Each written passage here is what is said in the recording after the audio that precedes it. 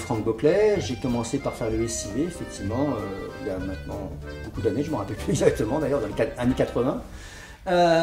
J'ai commencé dans le commercial et puis on m'a demandé de m'occuper de création dans les petites boîtes comme Starco, Kenzo et Haro.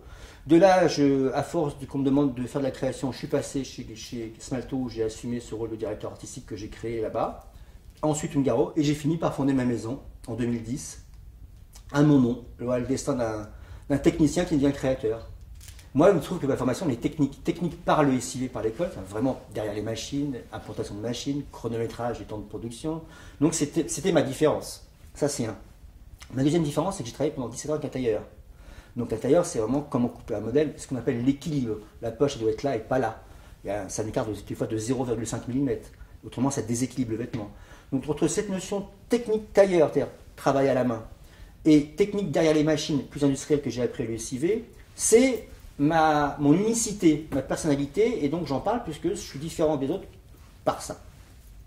Cette French Touch, comment s'en emparer? Je pense que c'est quelque chose d'impalpable pour commencer. On la sent, et on la sent à des moments, surtout quand on crée, hein, où on va sentir qu'on a, entre guillemets, pondu le bon dessin au bon moment. Parce que le problème de la mode, c'est d'être trop en avance ou trop en retard.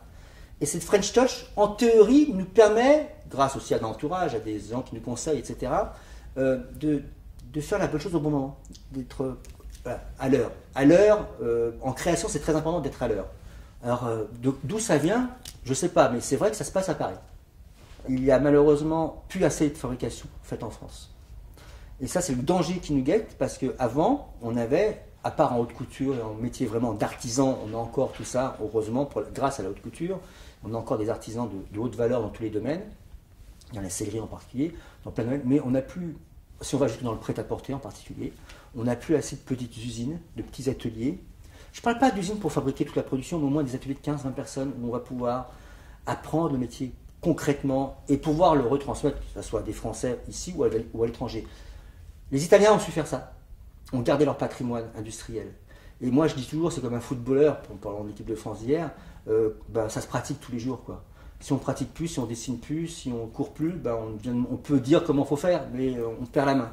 La fabrique, je trouve que c'est une très très belle initiative de réunir de la part de la Chambre du commerce ces trois différentes écoles dans un même endroit. Une qui est plus technique, une plus visual merchandising et une autre qui est plus technique sur la partie sellerie maroquinerie, qui sont les trois métiers, une prêt-à-porter, une sellerie maroquinerie et visual merchandising. Il manquerait presque une quatrième touche de stylisme, etc. parce que ça fait partie du métier pour être vraiment touche à tout. Ça peut que renforcer, je pense, le savoir-faire des étudiants, en plus bien placés, puisque placés à un endroit où il y a des maisons de couture stratégiques qui sont implantées, ce qui leur permettra de faire des stages, j'espère, assez facilement. Et ouais, c'est une très très belle initiative. Voilà. Il ferait juste un atelier, un vrai atelier, mais un atelier en temps réel, en maroquinerie et en prêt-à-porter féminin et en prêt-à-porter masculin, pas trop loin, de 15-20 personnes, ce qu'on appellerait des laboratoires, pour qu'ils concrétisent tout ce qu'ils apprennent à l'école.